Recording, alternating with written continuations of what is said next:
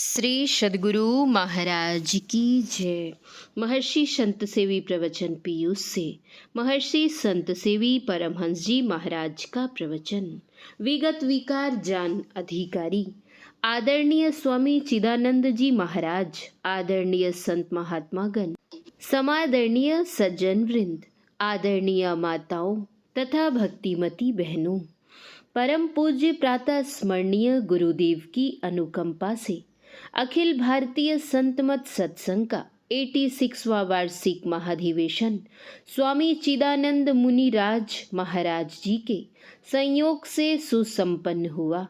अगर स्वामी श्री चिदानंद मुनिराज महाराज जी यहाँ नहीं होते, इनका सहयोग हम लोगों को नहीं मिला होता, इनकी कृपा, इनका आशीर्वचन, इनकी सद्भावना हम लोगों के प्रति नहीं होती, तो पता नहीं यह महाधिवेशन किस तरह का रहा होता। श्रोताओं की ओर से श्री सद्गुरु महाराज की जय। इसलिए स्वामी चिदानंद जी महाराज को जितना भी धन्यवाद दिया जाए थोड़ा ही होगा। इनको देखकर तो मुझे वही रामचरितमानस की चौपाई याद आ जाती है। चिदानंदमय देह तुम्हारी, विगत विकार जान अधिकारी। लेकिन इसके नीचे की पंक्ति में नर तन धरे संत जन काजा, कहु करहु मानो मुनि राजा।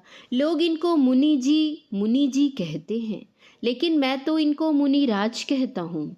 श्रोता की गंस की ओर से जय जयकार की ध्वनि। कितनी अच्छी अच्छी बातें ये सुना रहे थे, हम लोग सब प्रसन्न हो रहे थे। कितना ज्ञान भरा हुआ है इनमें। इस तरह का सुंदर व्यवहार करते हैं लोगों के साथ, सबका सुख दुख देखते हैं, किनको क्या सहायता चाहिए, किनको क्या सहयोग चाहिए, किस तरह से करना चाहिए, सब तरह के लिए तत्पर रहते हैं। इनको देखकर बड़ी प्रसन्नता होती है और एक आत्मीयता उत्पन्न होती है।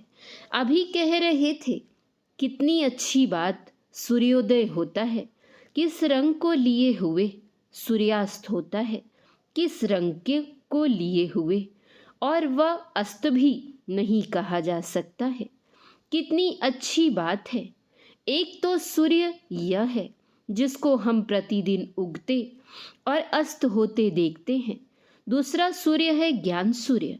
परम पूज्य गुरुदेव की वाणी में हम कह सकते हैं, गुरु ज्ञान सूर्य रूप उनकी ज्योति अनूप, उरके नाशे तम कूप, भजो साध गुरु ए। श्रोता गण की ओर से जय जयकार की ध्वनि। गुरु नानक देव जी महाराज कहते हैं, जैसो चंदा उगवे सूरज चढ़े हजार, ऐते चानन हो दिया गुरबिन घोर अंधार। अर्थात सैकड़ों चंद्र उदय हों, हजारों सूर्य उदय हो जाएं, लेकिन जब तक संत सद्गुरु नहीं मिलेंगे तब तक उरपुर में जो तम भरपूर है वह दूर नहीं होगा। श्रोतागण द्वारा जय जयकार। एक सूर्य का तो नित्य प्रति हम लोग दर्शन करते हैं, दूसरा ज्ञान सूर्य है, और इनके अलावा एक तीसरा सूर्य भी है। तीसरे प्रकार का वह सूर्य कहाँ है और कैसा है? वह तीसरा सूर्य अपने अंदर में है। इस तीसरे प्रकार के सूर्य को हम इन आँखों से नहीं देख सकते। उस सूर्य की चर्चा हम संतों की वाणियों में पाते हैं। मैत्रोपनिषद में एक कथा आई है। एक ब्राह्मण देवता थे। अन्य ब्राह्मणों की भांति वे पूजा पाठ नहीं करते थे, तिलक चंदन नहीं लगाते थे, फूल पान बेलपत्र आदि देकर पूजन अर्चन आदि नहीं करते थे, त्रैकाल संध्या नहीं करते थे। उनकी धर्मपत्नी जब अड़ोस पड़ोस में जाती तो उनकी सखी सहेलियां उनको उपालंब देती कि तुम तो ब्राह्मणी हो, किंतु तुम्हारा विवाह शूद्र से हो गया है। अगर वे ब्राह्मण होते तो वे भी अन्य ब्राह्मणों की भांति पूजा पाठ त्रैकाल संध्या आदि करते। अर्चन वंदन आदि करते। तुम्हारे पति कब स्नान करेंगे, कब पूजा करेंगे, पूजा करेंगे अथवा नहीं करेंगे, इसका भी कोई ठीक ठिकाना नहीं है। बेचारी दुखी होकर आती, अपने पति से कहती, दुखड़ा सुनाती। पति मुस्कुरा देते। निरंतर इस तरह से होते होते कितने दिन बीत गए।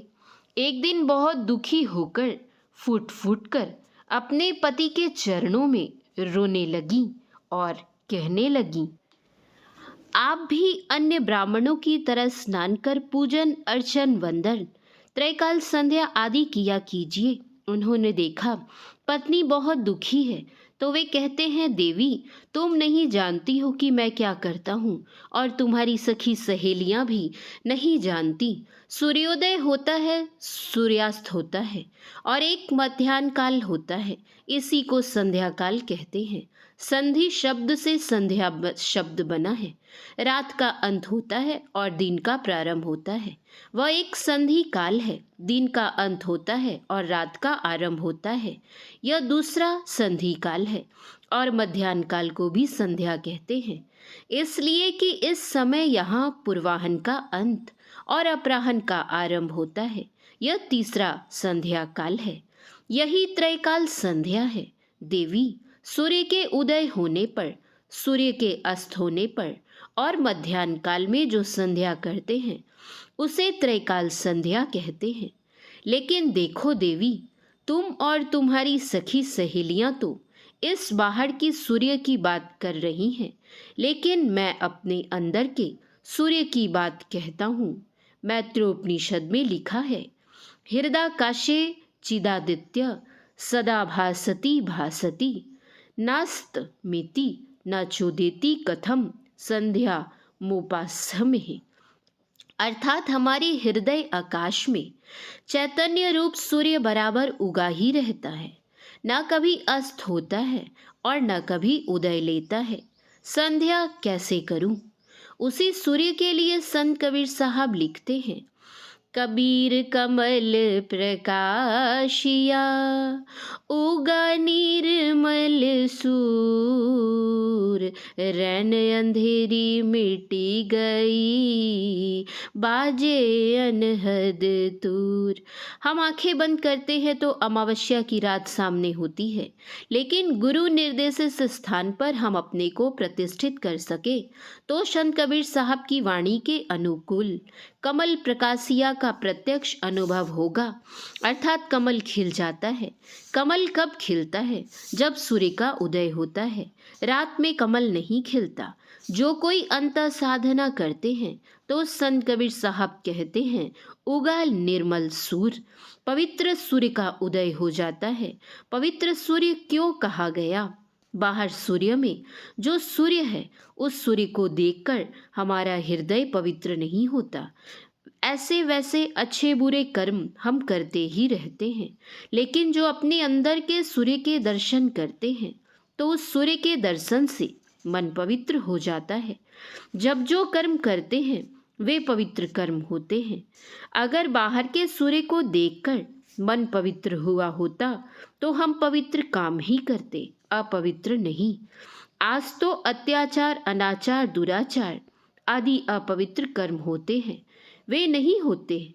अगर भीतर का सूर्य किन्हीं को मिल जाए तो देख लीजिए वे स्वतः पवित्र हो जाएंगे और दूसरे को भी वे पवित्र करेंगे।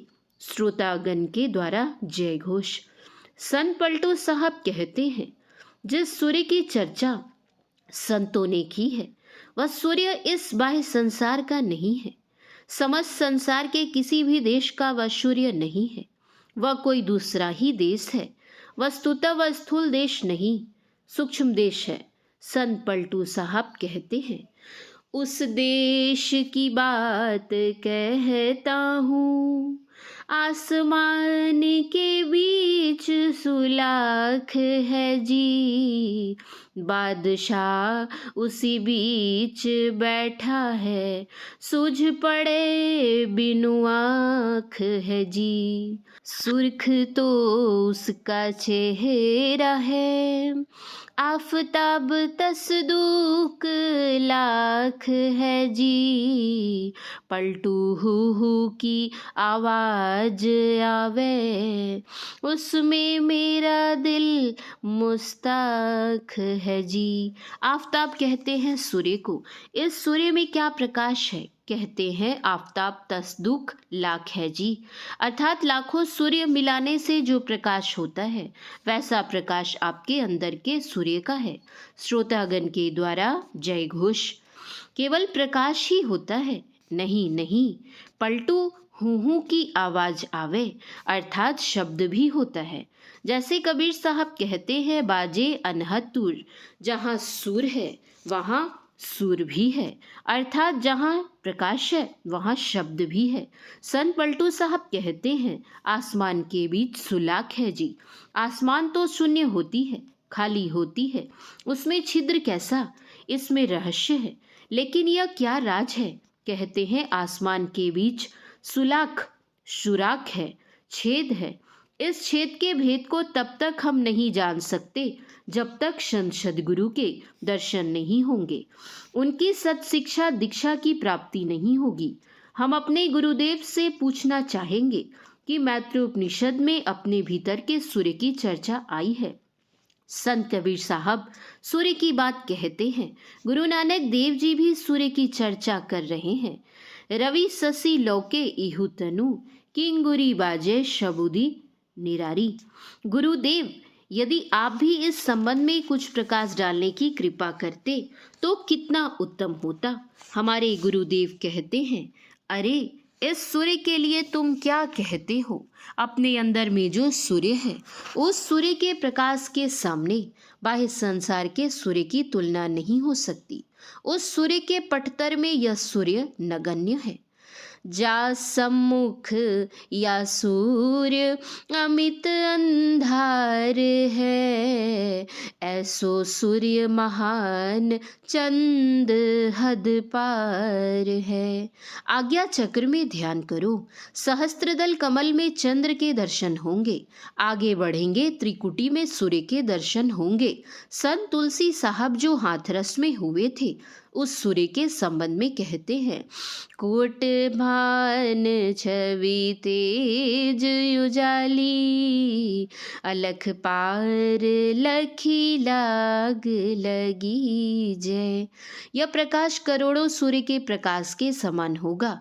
अतः सूर्य के दर्शन की कला क्या है तथा इससे लाभ क्या होता है? जब हम दृष्टि योग की क्रिया करते हैं और दृष्टि की दोनों धाराएं मिल जाती हैं, तो एक बिंदु का उदय होता है तथा नाद श्रवण होता है। तब क्या होता है? योग शिखोपनिषद में आया है, विंदो मनोलयम कृत्वा दूरदर्शनम मापिनुयात। अगर कोई अपने को बिंदु पर प्रतिष्ठित कर पाते हैं, जितनी देर चाहें अपने को उस पर प्रतिष्ठित कर पाते हैं, तो संसार में जहाँ देखना चाहें वहाँ का दृश्य देख सकते हैं।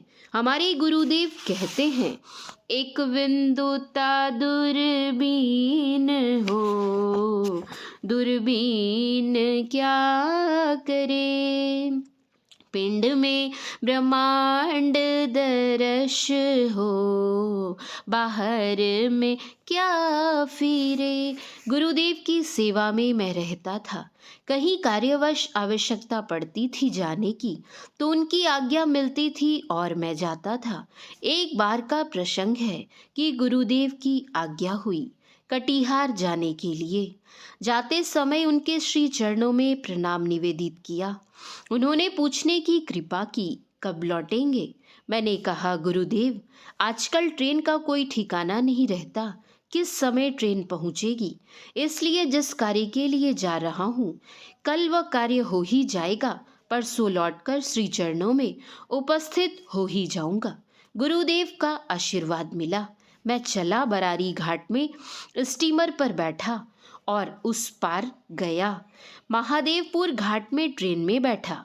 ट्रेन से बिहपुर होते हुए कटिहार पहुंच गया। गुरुदेव की कृपा से आशीर्वाद प्राप्त था ही। जिस कार्य विशेष के लिए गया था उसी दिन वह कार्य हो गया। दूसरे ही दिन मैं लौट गया। कटिहार से ट्रेन द्वारा बिहपुर, बिहपुर से ट्रेन द्वारा महादेवपुर घाट आई। वहां स्टीमर पर बैठा और गंगा पार कर रहा था। आधी गंगा पार कर गया होऊंगा, मेरी नज़र बरारी घाट पर पड़ी। मेरे साथ एक सज्जन थे। उनसे मैंने कहा, वह गाड़ी मालूम पड़ती है अपने आश्रम की ही है। उक्त सज्जन ने कहा, एक रंग की तो कितनी ही गाड़ियां होती हैं, अपनी ही गाड़ी है कैसे कहा जाए। मैंने कहा, हाँ भाई, बात तो सही है।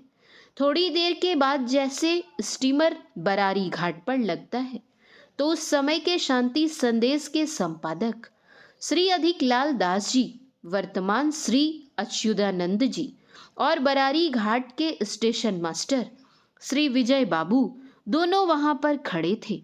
मेरी नज़र उन लोगों पर पड़ी और उन लोगों की नज़र मुझ पर। ये लोग तो मुझे लिवाने के लिए ही आए थे। मैंने पूछा, आप लोग कहाँ? तो उन्होंने कहा, गुरुदेव ने आपको लिवाने के लिए गाड़ी भेज दी है, आप चलिए। उसी के लिए आए थे। श्रोतागण की ओर से जय जयकार। मैंने कहा, आप लोग किन्हीं दूसरे को लेने के लिए आए होंगे, मैं तो आज आने वाला था। नहीं, आप लोग मेरे लिए क्यों गाड़ी लाएंगे? कोई और आने वाला है क्या? तो कहते हैं, नहीं नहीं, गुरुदेव ने आज्ञा दी है कि संत सेवी जी इसी स्टीमर से आ रहे हैं, गाड़ी लेकर उनको ले आइए। श्रोतागण की ओर से जय जयकार। अब समझिए कि कहाँ भागलपुर, कहाँ कटिहार। कैसे गुरुदेव देखते थे कि मैं कटिहार से कब चला हूँ, किस ट्रेन से चला हूँ और किस स्टीमर से आ रहा हूँ। ठीक स्टीमर के समय वे गाड़ी भेजते हैं। यह क्या है? विंदो मनोलयम कृत्वा दूरदर्शनम माप्युनुयात। जो दृष्टि योग की क्रिया करते हैं वे कहीं पर बैठे रहेंगे और कहीं पर देखते रहेंगे।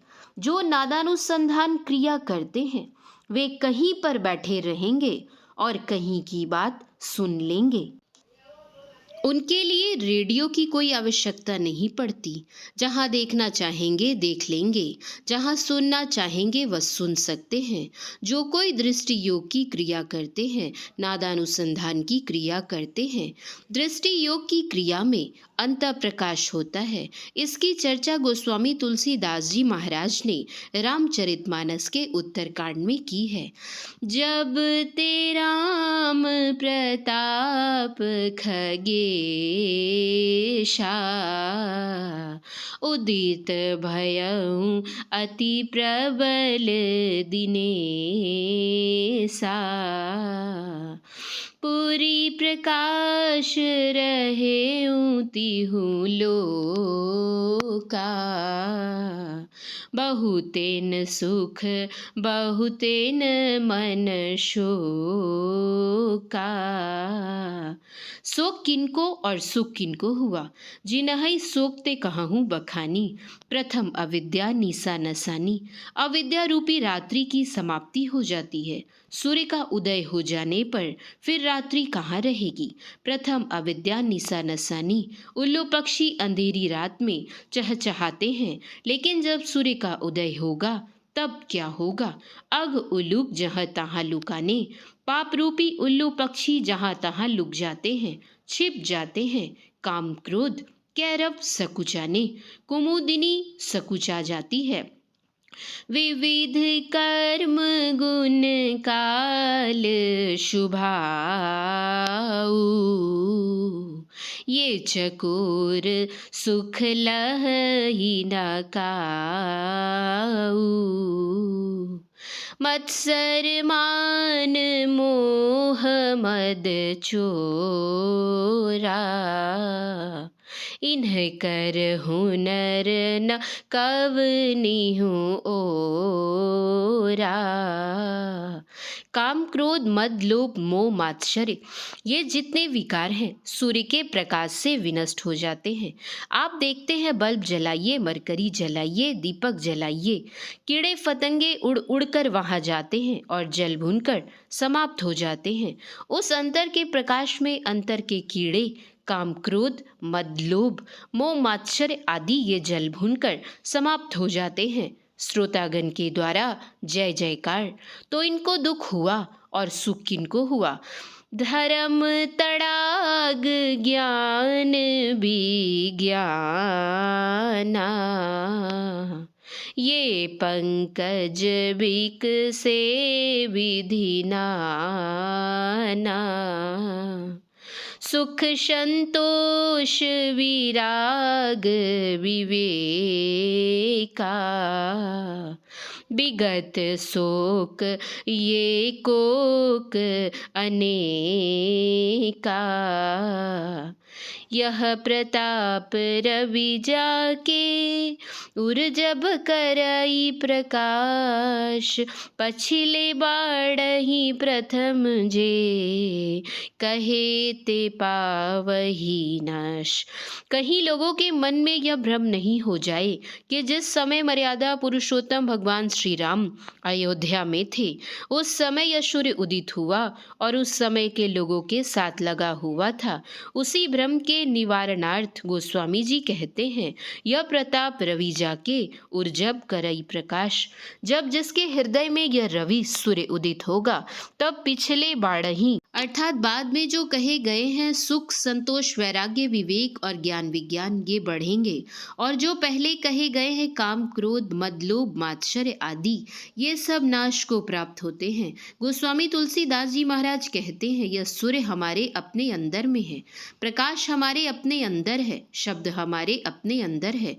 जब तक इस शरीर में गर्मी रहती है और जब तक इस शरीर में शब्द है तब तक ही यह शरीर जीवित है। इस शरीर से गर्मी निकल जाए और धड़कन बंद हो जाए अर्थात शब्द का होना बंद हो जाए तो शरीर मृत हो जाता है। उसी तरह से जिस धर्म में अंतर ज्योति और अंतर्नाद की उपासना साधना है वह धर्म जीवित है, और जिस धर्म में अंतर ज्योति और अंतर्नाद की उपासना साधना नहीं है वह धर्म मृतवत है। श्रोतागण के द्वारा जय ध्वनि।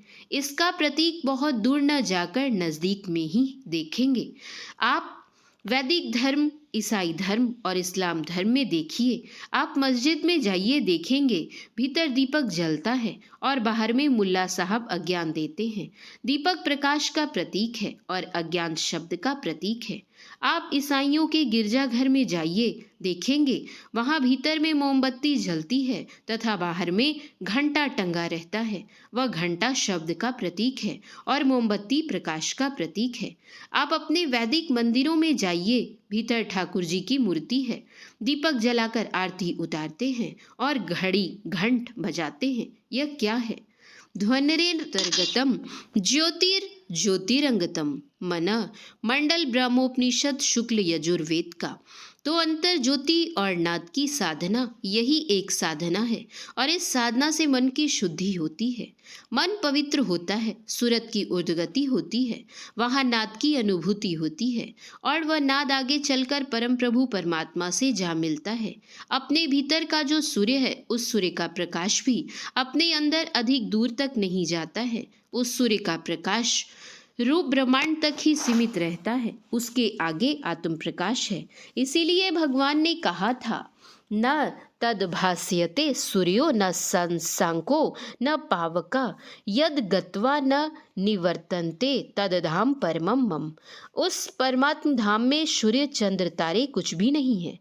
यह गीता जी की बात है और कठोपनिषद में आया है, वहाँ चंद्र नहीं, सूर्य नहीं, तारे नहीं, फिर भी प्रकाश है।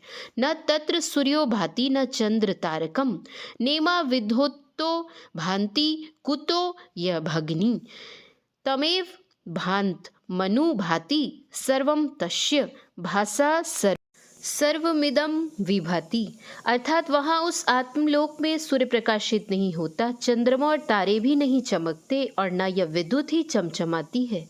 फिर इस अग्नि की तो बात ही क्या है। उसके प्रकाशमान होते हुए ही सब कुछ प्रकाशित होता है और उसके प्रकाश से ही सब कुछ भासता है। वहाँ मात्र आत्म प्रकाश ही रह जाता है।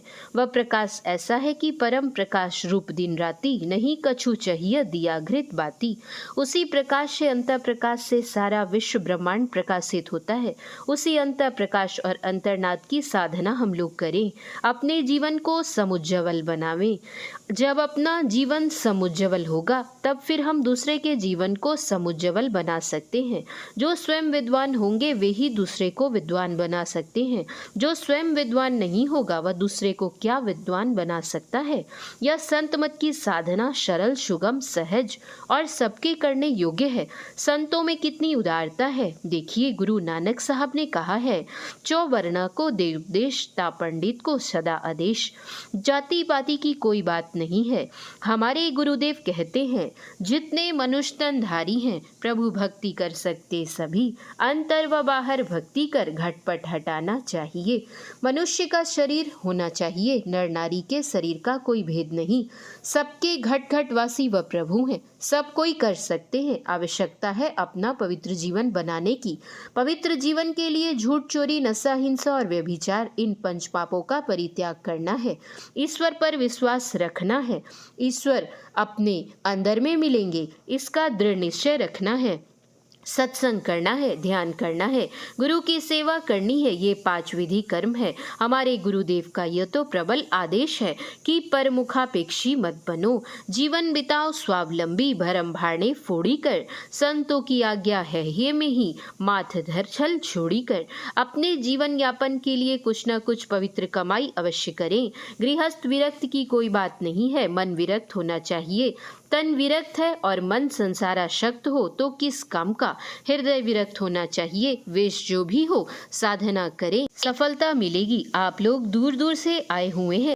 अनेक कष्टों को उठाकर आप लोगों की श्रद्धा भक्ति देखकर मुझे बड़ी प्रसन्नता है। आप लोगों को मैं बहुत बहुत धन्यवाद देता हूँ। जो निकट से आए हुए हैं उनको भी धन्यवाद है। सब लोगों के लिए मेरी शुभकामना है और परम पूज्य गुरुदेव के श्री चरणों में मेरी प्रार्थना है कि आप लोगों को वे शुभ उन्नतियां देने की कृपा करें। श्रोतागण के द्वारा जय घोष।